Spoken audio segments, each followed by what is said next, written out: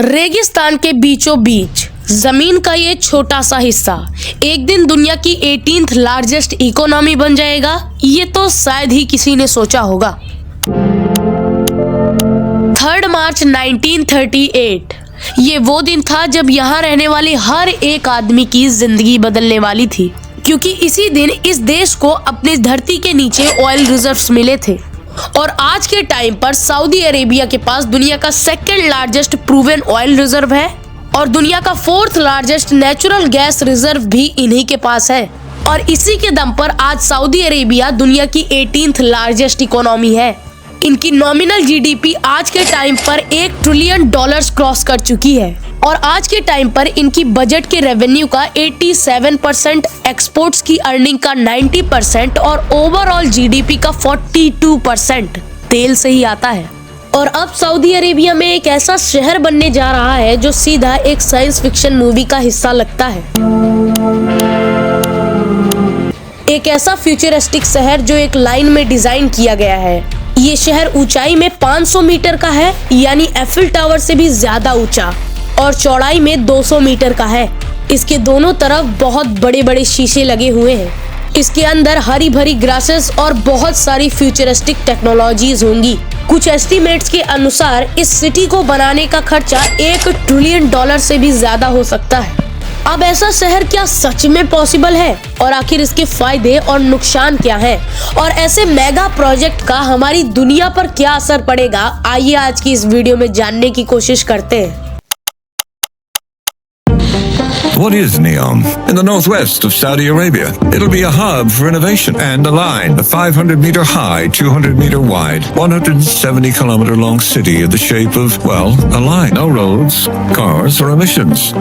And everything its 9 million residents could ever need within a 5-minute walk. ये है Saudi Arabia का the line project, जिसे the Nemo futuristic city भी कहा जाता है। इतना बड़ा मेगा प्रोजेक्ट आने वाले सालों में दुनिया पहली बार देखेगी। और ये प्रोजेक्ट न सिर्फ बड़ा है बल्कि दुनिया का सबसे महंगा कंस्ट्रक्शन प्रोजेक्ट है। $500 बिलियन की लागत से तैयार किए जाने वाले इस प्रोजेक्ट के अंदर 2 500 मीटर ऊंचे स्काई स्क्रीपर्स एक दूसरे के पैरेलल बनाए जाएंगे, जो कि हैरत अंगेज तौर पर सऊदी अरेबिया के रेगिस्तान में 170 किलोमीटर तक फैले होंगे। ये बिल्कुल ऐसा ही है जैसे न्यूयॉर्क की वन वर्ल्ड ट्रेड सेंटर की 4500 कॉपीज बनाकर उन्हें एक लाइन में खड़ा कर दिया जाए। सऊदी अरेबिया के प्रिंस मोहम्मद बिन सलमान नीमो को एक फ्यूचर की एडवांस लीनियर सिटी बनाने के सपने देख रहे हैं। नियोम एक ऐसा शीशे से बना शहर जिसके अंदर 90 लाख लोग रहेंगे। ये एक ऐसा शहर है जो अपने टाइम में सबसे यूनिक कहलाएगा। ये एक ऐसी सिटी है जो सऊदी अरेबिया के वेस्ट गल्फ ऑफ अकाबा से शुरू होकर 170 किलोमीटर तक सीधी चलते हुए ईस्ट में खत्म होगी।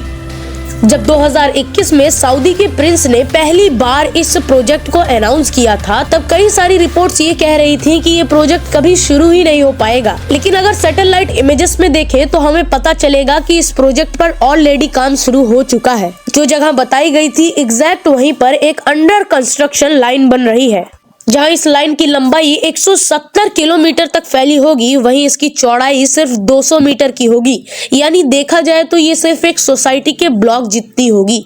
और इसके अंदर जो स्काई स्क्रीपर्स बनाए जाएंगे, इनकी हाइट 500 मीटर्स तक होगी। ये इतना ही ऊंचा है जितना हम मुंबई के इंपेरियल टावर और कराची के बहरिया आइकन को 2 बार कंस्ट्रक्ट करें, जिसकी वजह से भले ही दुनिया का सबसे ऊंचा स्काई स्क्रीपर नहीं होगा, लेकिन दुनिया का सबसे लंबा स्काई स्क्रीपर जरूर होगा। अगर ऐसा ही प्रोजेक्ट दिल्ली से स्टार्ट किया जाए तो वो आगरा तक चलेगा, और अगर कराची से स्टार्ट किया जाए तो वो हैदराबाद में आकर खत्म होगा। अब प्रिंस के अकॉर्डिंग इस शहर में लगभग 90 लाख लोग रहेंगे, और अगर इसका एरिया निकाला जाए तो वो सिर्फ 34 स्क्वायर किलोमीटर का है। और इतनी ही जगह में 90 लाख लोग रहेंगे, यानी हर एक स्क्वायर किलोमीटर में 2,64,705 लोग रहेंगे। हमारे मुंबई में लगभग 12 मिलियन लोग रहते हैं और मुंबई का टोटल एरिया है 603 स्क्वायर किलोमीटर का, यानी हर एक स्क्वायर किलोमीटर में 19,900 लोग रहते हैं, जो कि नियोम सिटी की पॉपुलेशन डेंसिटी का केवल 7.5% है। और अगर दुनिया की सबसे बड़ी सिटी यानी टोक्यो का एग्जांपल लें तो यहाँ पर हर एक स्क्वायर किलोमीटर में 6,380 लोग रहते हैं, जो नियोम के मुकाबले सिर्फ 2.4% है। यानी एक बात तो साबित हो गई कि नियोम सिटी एरिया के हिसाब से बहुत ज्यादा ऑप्टिमाइज सिटी है, जहां पर काफी कम एरिया में नॉर्मल सिटीज के मुकाबले काफी ज्यादा लोग रहेंगे। यानी जिस शहर के लिए 500 से 600 स्क्वायर किलोमीटर का एरिया चाहिए था, वही यहाँ पर सिर्फ 34 स्क्वायर किलोमीटर में ये काम किया जा रहा है। यानी प्रिंस का ये विजन काफी ज्यादा पॉजिटिव है, क्योंकि जिस हिसाब से हमारी दुनिया की पॉपुलेशन बढ़ रही है, फ्यूचर में ऐसी ही प्री प्लान्ड सिटीज बहुत ज्यादा बेनिफिशियल साबित होंगी।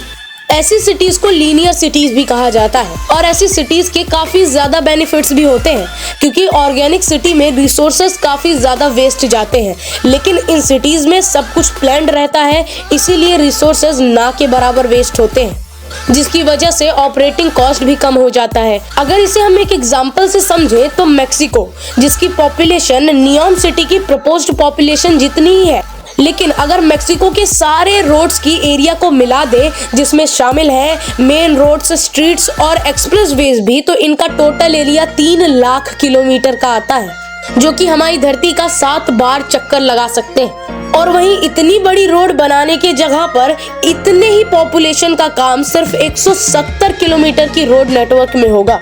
इस लाइन सिटी का सबसे ऊपरी लेयर है पेडेस्ट्रियन लेयर, जहां पर कोई गाड़ियां नहीं चलेंगी। सेकेंड लेयर को नाम दिया गया है सर्विस लेयर, जहां पर गाड़ियां भी चलेंगी और दुकानें भी होंगी। और तीसरी स्पाइन लेयर होगी, और यहाँ पर जो ट्रेन चलेंगी वो फुल्ली AI से ऑपरेटेड होंगी, जिनकी स्पीड भी बहुत ज्यादा होगी। और अगर आपको इस लाइन सिटी में कहीं ट्रैवल करना है तो आप इसकी मदद से कर सकते हैं। और ये ट्रेन इस पूरे 170 किलोमीटर के डिस्टेंस को केवल 20 मिनट में कवर करेगी। और अगर हम किसी मेट्रोपोलिस सिटी की बात करें तो वहाँ पर हम ट्रैफिक में ही अपना 20 मिनट बर्बाद कर देते हैं। तो अब यहाँ पर एक सवाल क्रिएट होता है कि भाई, जब इसके इतने सारे एडवांटेज हैं, तो दुनिया भर में लाइन सिटीज के प्रोजेक्ट क्यों नहीं चल रहे हैं? दरअसल ये लाइन सिटी का कॉन्सेप्ट बहुत पुराना है और इस आइडिया को इम्प्लीमेंट भी किया गया था, लेकिन ये लाइन सिटी वैसे काम नहीं करती जैसे इन्हें काम करने के लिए बनाया जाता है। 19th सेंचुरी में मैड्रिड की एक डिस्ट्रिक्ट में ऐसा किया गया था। इस लाइन सिटी का नाम था सिउडेड लिनियल। इसकी चौड़ाई 400 मीटर की थी, यानी कि नियोम से भी 2 गुना, और इसे 50 किलोमीटर तक प्लान किया गया था और इसको कंस्ट्रक्ट भी 5 किलोमीटर तक कर दिया गया था। और ऐसा सोचा गया था कि फ्यूचर में इस प्रोजेक्ट को कंप्लीट कर लिया जाएगा। लेकिन ग्राउंड रियलिटी जानकर आपको बहुत हैरानी होगी, क्योंकि मैड्रिड में आज ये लाइन सिटी खोज पाना भी बहुत ज्यादा मुश्किल है। ये है वो 5 किलोमीटर लंबी लाइन, जिसके आसपास बसे शहर ने इसको पूरी तरीके से हाइड कर दिया है। और असल में कुछ ऐसा ही होता है। देखिए, दुनिया में आप कहीं भी नजर दौड़ा लीजिए, सिटीज हरदम ऑर्गेनिक वे में ही ग्रो करती हैं। लोग एक एरिया को चुनते हैं और वहीं पर धीरे धीरे कर सिटीज डेवलप हो जाती हैं। और अगर आप भी कहीं सेटल होगे तो उससे पहले आप अपने घर से ऑफिस की, स्कूल्स की या फिर यूनिवर्सिटीज की डिस्टेंस को देखोगे और अपनी रिक्वायरमेंट के हिसाब से एक जगह को चूज करोगे और वहीं पर परमानेंटली सेटल हो जाओगे। But if you are living in a line city, so you have no options. आपको एक ही पैटर्न में जीना पड़ता है, और क्योंकि ये लंबी ज्यादा होती हैं, इसीलिए लोगों के बीच में डिस्टेंस भी बढ़ जाता है। और मैड्रिड में भी बनी लाइन सिटी के साथ कुछ ऐसा ही हुआ था, और फिर आगे नहीं बढ़ी बल्कि फैलना शुरू कर दिया। असल में इस सिटी के एडवांटेज तो हैं, लेकिन ये सारे फायदे गवर्नमेंट्स को होते हैं। इसे ऑपरेट करना बहुत ज्यादा इजी होता है, लेकिन इसके अंदर रहने वाले लोग इसी के अंदर बॉन्ड होकर रह जाते हैं। और भले ही लाइन सिटी कितनी भी लंबी हो, लेकिन डेली लाइफ के इस्तेमाल में आने वाले प्रोडक्ट्स तो बाहर की दुनिया से ही आ रहे हैं ना। और जाहिर सी बात है, इन सारे प्रोडक्ट्स को इंपोर्ट किया जा रहा है लाइन सिटी की एग्जिट और एंट्री पॉइंट से। सो इसी की वजह से धीरे धीरे लाइन सिटी की एग्जिट और एंट्री पॉइंट पर ऑर्गेनिक सिटीज डेवलप होना शुरू कर देती हैं, और धीरे धीरे ये ओरिजिनल लाइन सिटी की बाउंड्रीज को भी डिस्टर्ब करना शुरू करती हैं। और भी कई सारे देशों में लाइन सिटी के प्रपोजल दिए गए थे, लेकिन इसका कंस्ट्रक्शन कभी भी पूरा नहीं हो पाया। लेकिन अब यहाँ पर सवाल ये उठता है कि अगर सऊदी अरेबिया इन सारी प्रॉब्लम्स के बारे में जानता है, तो वो अपने $500 बिलियन इस प्रोजेक्ट पर लगा ही क्यों रहा है? क्योंकि आज के टाइम पर सऊदी अरेबिया अपने ऑयल रिसोर्सेज पर इतना ज्यादा डिपेंडेंट हो चुका है कि उसने आने वाले खतरे के बारे में सोचा ही नहीं, क्योंकि ये सारे ही नेचुरल रिसोर्सेज लिमिटेड हैं। और रिपोर्ट्स की माने तो दुबई पर ये खतरा सबसे ज्यादा मंडरा रहा है। और अगर दुबई के नेचुरल रिसोर्सेज को ऐसे ही कॉन्स्टेंटली एक्सट्रैक्ट करते रहे तो रिपोर्ट्स का कहना है कि 2050 तक सऊदी अरेबिया का सारा तेल खत्म हो जाएगा। इसी वजह से जितनी भी सिटीज हैं जो कि ऑयल पर डिपेंडेंट हैं, वो अपनी सिटीज को टूरिज्म की ओर बढ़ावा दे रही हैं ताकि उनकी इनकम का एक सोर्स बन सके और वो दुनिया में कायम रह सके। और यही वजह है कि दुनिया तेजी से और सोलर एनर्जी की तरफ बढ़ रही है। पर आपको क्या लगता है, दुबई का ये लाइन प्रोजेक्ट कभी कंप्लीट हो पाएगा या फिर नहीं? हमें नीचे कमेंट्स में बताइएगा। अगर आपने ये वीडियो यहाँ तक देख लिया है तो आपका बहुत बहुत धन्यवाद। और ऐसे और भी कई सारे प्रोजेक्ट्स दुनिया में चल रहे हैं, जैसे हाइपर लूप है जिस पर मैंने वीडियो बना रखी है, आप यहाँ पर क्लिक कर उसे भी देख सकते हैं। चैनल पे नए हैं तो चैनल को सब्सक्राइब कर दीजिए। वीडियो पसंद आया हो तो वीडियो को एक लाइक जरूर कीजिएगा।